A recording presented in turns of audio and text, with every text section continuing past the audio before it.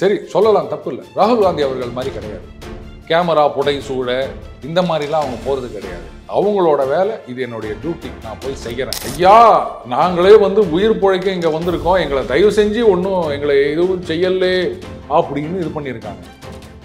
அந்த யானை அவங்களுக்கு பாதுகாப்பா கூடவே இருந்திருக்கு.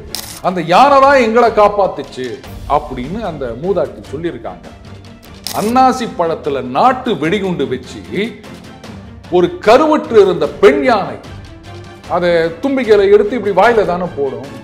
அந்த இடத்துல வெடிச்சு அந்த தும்பிக்கை இங்கேருந்து ஆரம்பிக்கிறதுல வாயிலேருந்து அப்படியே அது செதறி போய் அந்த வலியும் வேதனையும் தாங்க முடியாம ஒரு வாரம் தண்ணிக்குள்ளேயே போய் நின்று உயிரை விட்டுது அந்த யானை. எந்த அளவுக்கு மனுஷங்க கேவலமா போய் நிற்கிறோம் அப்படின்னு புரியுதா? 2011 காட்கில் அறிக்கை சொல்றாரு, இதை எக்கோ சென்சிட்டிவ் ஏரியாவா அனௌன்ஸ் பண்ணணும் அப்படின்னு போது டோலர்கள், காங்கிரஸ், அதுக்கப்புறம் அங்க இருக்கிற பல அமைப்புகள் எல்லாம் ஒன்னா சேர்ந்து எதிர்த்தாங்க. என்ன யோகியதை இருக்குது இந்த காங்கிரஸ் கட்சிக்கோ இல்ல ஜெயராம் ரமேஷுக்கோ என்வரன்மெண்ட் பத்தி பேசுறதுக்கு? ஆரஞ்சு கொடுத்தீங்களா, ரெட் அலர்ட் கொடுத்தீங்களா, இல்ல எல்லோ அலர்ட் கொடுத்தீங்களா? இப்படின்றதுக்கெல்லாம் மேல 2011 காட்கில் ரிப்போர்ட்டை இம்ப்ளிமெண்ட் பண்ணிருந்தீங்கன்னா இந்த பிரச்சனையே வந்திருக்காது அப்படின்றத பத்தி யாருமே பேச மாட்டேங்கிறாங்க. பாத்தீங்களா?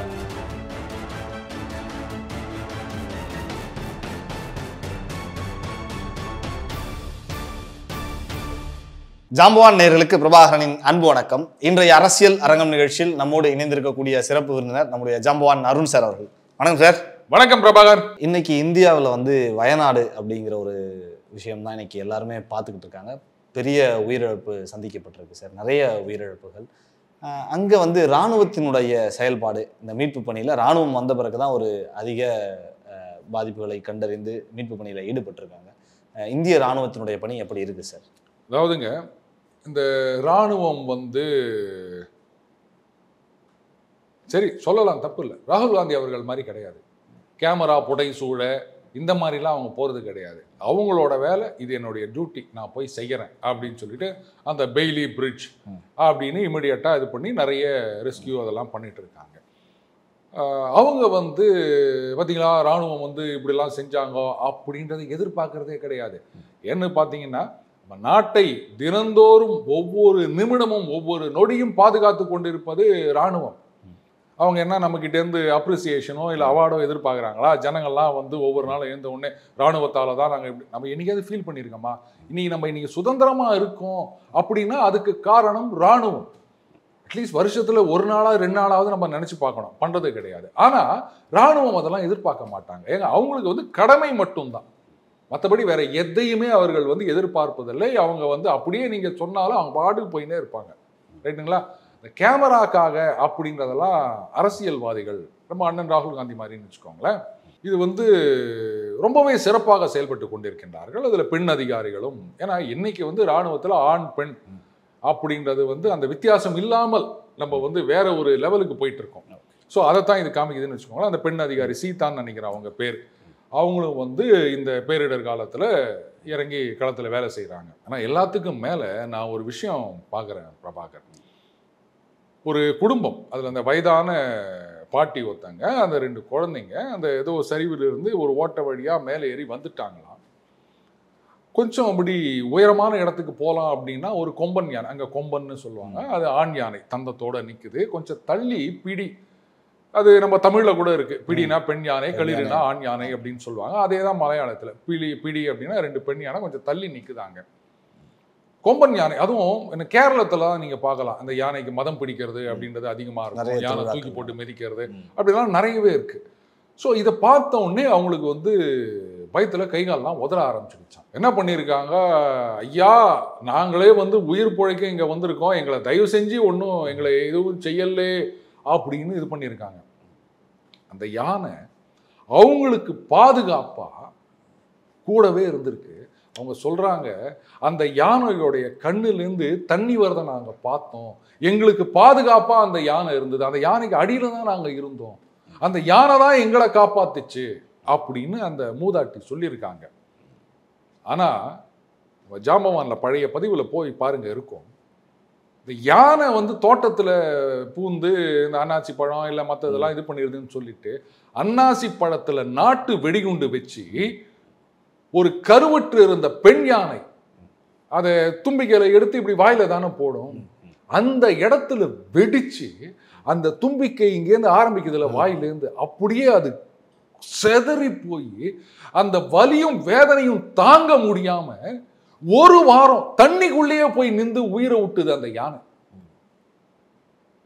ஆனா மற்ற யானைகள்லாம் வந்து இதை பார்த்து நம்மளை பழி வாங்கணும்னு நினைக்கல. நீ அன்னைக்கு அப்படி பண்ணியே அப்படின்னு அரசியல்வாதி மாதிரி யோசிக்கல.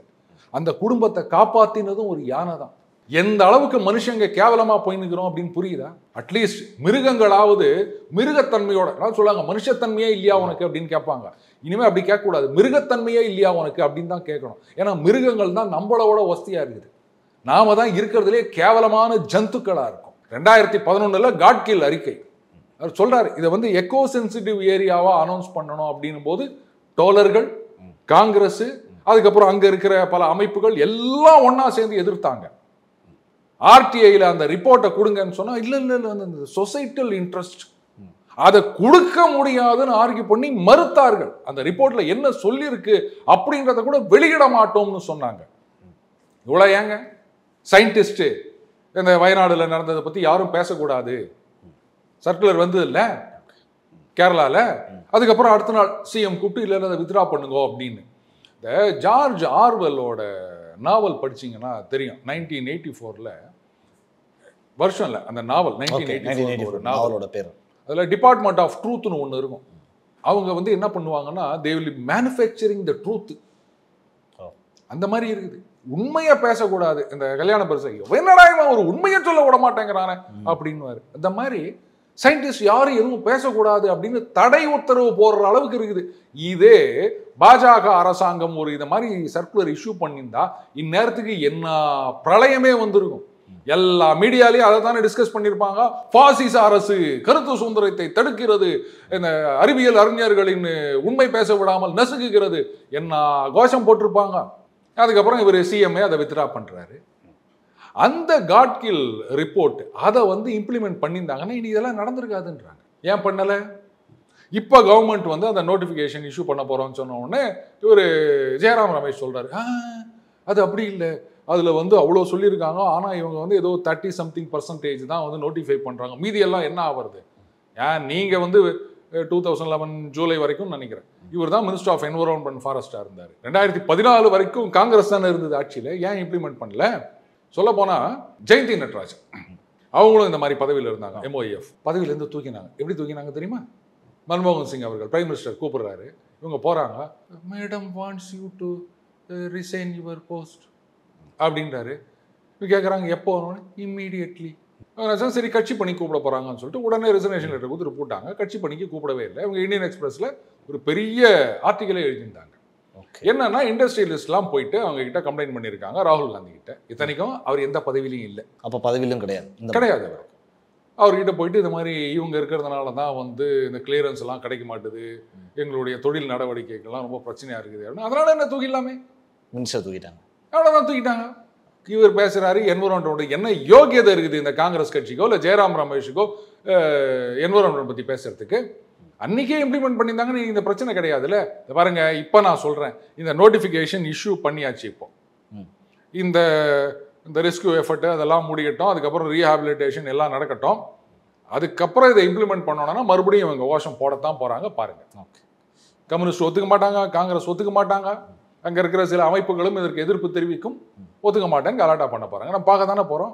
சரி, அதே மாதிரி வந்து தேசிய அளவிலான இப்போ மத்திய அரசினுடைய கட்டுப்பாட்டில் சரியான முன் அறிவிப்புகள் எதுவும் சொல்லலை, இந்த மாதிரி இருக்கு அப்படின்னும் ஒரு பேச்சு அடிபடுது. சார் என்னதான் நடந்தது? இந்த மாதிரி ஆக போகுதுன்னு ஏதாவது ஒரு இன்டிமேஷன் கொடுக்கப்பட்டதா மாநில அரசுக்கு, கேரளாக்கு? பிரபாகர், ஒரு விஷயம் நீங்க நல்லா புரிஞ்சுக்கணும். வெதர் ப்ரெடிக்ஷன் அப்படின்றத யாராலையும் வந்து 100% அக்யூரேட்டா பண்ண முடியாதுங்க. மழை பெய்யும் அப்படிதான் சொல்லலாமே தவிர 28.34 சென்டிமீட்டர் மழை பெய்யும் அப்படின்னு சொன்னாலுமே 78 பெஞ்சாலும் ஏன் பெய்யும்லாம் கேட்க முடியாது. குறைஞ்சு பெஞ்சாலும் ஏன்னு சொல்லி ஏன்னு கேட்டீங்கன்னா வெதர் அப்படின்றது டோட்டலி அன்பிரடிக்டபிள். இதை முதல்ல புரிஞ்சுக்கணும்.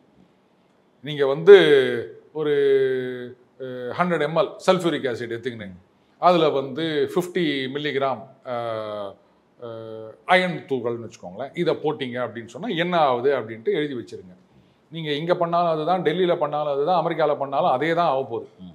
ஆனால் வெதர் மாடல் அப்படி கிடையாதுங்க. சேம் செட் இனிஷியல் ஃபேக்டர் சேமாக இருக்குது, ஆனால் அதனுடைய ரிசல்ட் ஒவ்வொரு தடவையும் மாறிக்கொண்டே வரும். ஏன்னா வெதர் அப்படின்றது ஏராளமான ஃபேக்டர் கான்ட்ரிபியூட் பண்ணுதுங்க. அதனால் அதை அக்யூரேட்டாக யாராலையும் ப்ரெடிக்ட் பண்ண முடியாது.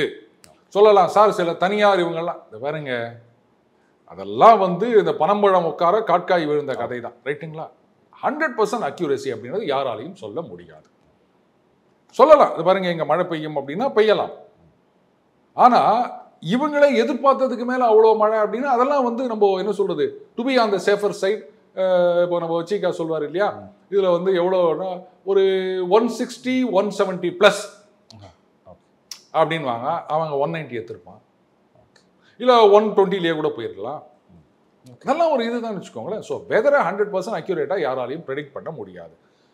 இதை வந்து நீங்கள் இவ்வளோ கொடுத்தீங்களா, ஆரஞ்சு கொடுத்தீங்களா, ரெட் அலர்ட் கொடுத்தீங்களா, இல்லை வந்து எல்லோ அலர்ட் கொடுத்தீங்களா, இப்படின்றதுக்கெல்லாம் மேலே 2011 காட்கில் ரிப்போர்ட்டை இம்ப்ளிமெண்ட் பண்ணியிருந்தீங்கன்னா இந்த பிரச்சனையே வந்திருக்காது அப்படின்றத பற்றி யாருமே பேச மாட்டேங்கிறாங்க. பார்த்தீங்களா, இதுதான் டைவர்சன், டேக் டைவர்சன். திருப்பதிக்கே அமைச்சிருவாங்க பாருங்க, இப்படியே தரிசனம் சூசேசி மகாபிரசாதம் தீஸ்கோன்னு வస్తుంది அப்படின்னு பாருங்க. அந்த மாதிரி ஆயிடும்.